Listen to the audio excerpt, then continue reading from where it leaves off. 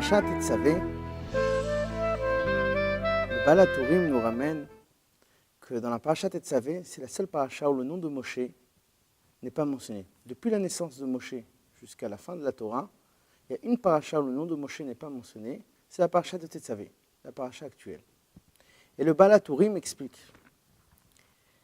Lorsque les Juifs ont fauté la faute du veau d'or, alors Moshe Rabbeinu a imploré Dieu et a demandé le pardon pour le peuple juif. À un moment donné, Moshe a imploré le pardon de Dieu en disant « Si tu n'es pas prêt à pardonner le peuple juif, alors efface-moi de ton livre, de la Torah. » Et effectivement, une paracha, le nom de Moshe n'est pas mentionné, et c'est la paracha de Ve'ata Tetzavé, la paracha que nous lisons cette semaine. Donc ça, je pose la question. Pourquoi c'est justement notre paracha où le nom de Moshe n'est pas mentionné? Quel rapport que le nom de Moshe n'est pas mentionné avec la paracha de cette semaine, Ve'ata Tetzavé? Premièrement. Deuxièmement, nous savons l'attachement que Moshe avait avec la Torah. Moshe et la Torah, c'était une seule chose.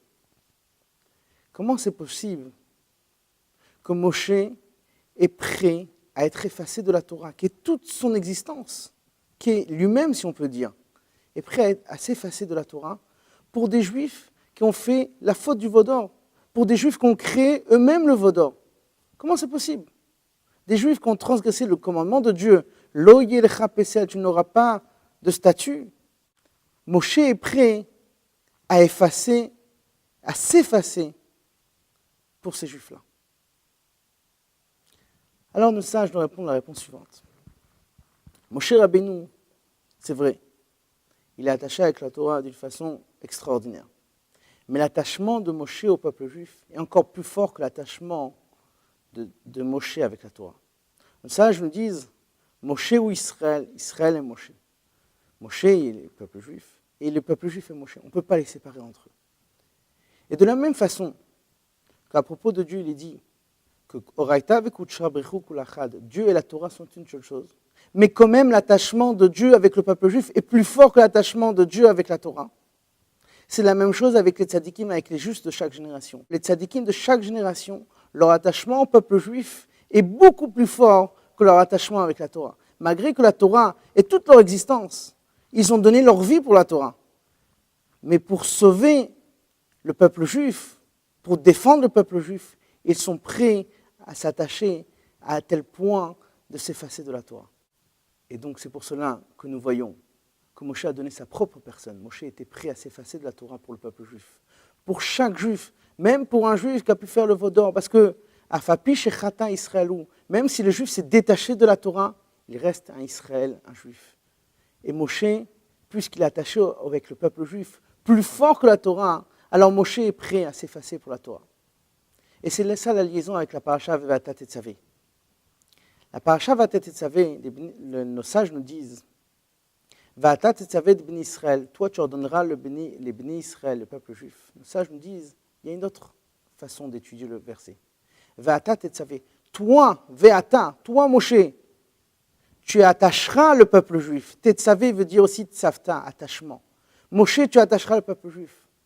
Ça veut dire que Moshe a cette force d'attacher tout le peuple juif sans exception. Même le juif qui a pu faire une faute du veau d'or, Moshe l'attache avec Dieu. C'est pour ça qu'à la suite de ce verset, il est dit, ils amèneront l'huile à toi, à Moshe. A priori, c'est Aaron qui allumait le chandelier dans le temple.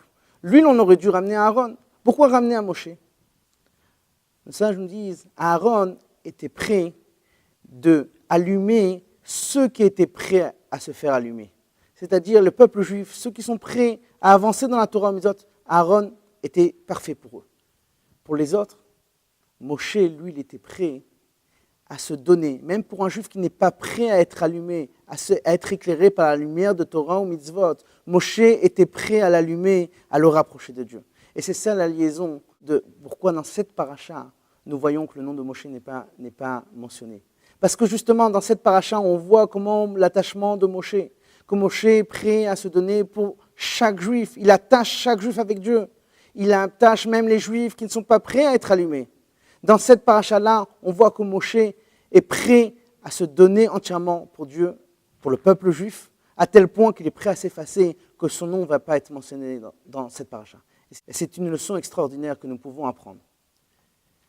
Malgré qu'il peut y avoir des juifs qui ne pratiquent pas, qui n'accomplissent pas la Torah Mitzvot comme il le faut, on doit apprendre de Moshe Rabbeinu cet enseignement, de se donner, d'être prêt à se sacrifier pour approcher encore un juif et encore un juif à la lumière de la Torah et le Mitzvot, d'une façon que ce juif-là, même qu'il est éloigné, un jour, il se rapprochera de Dieu et éclairera le monde comme ce chandelier dans le temple.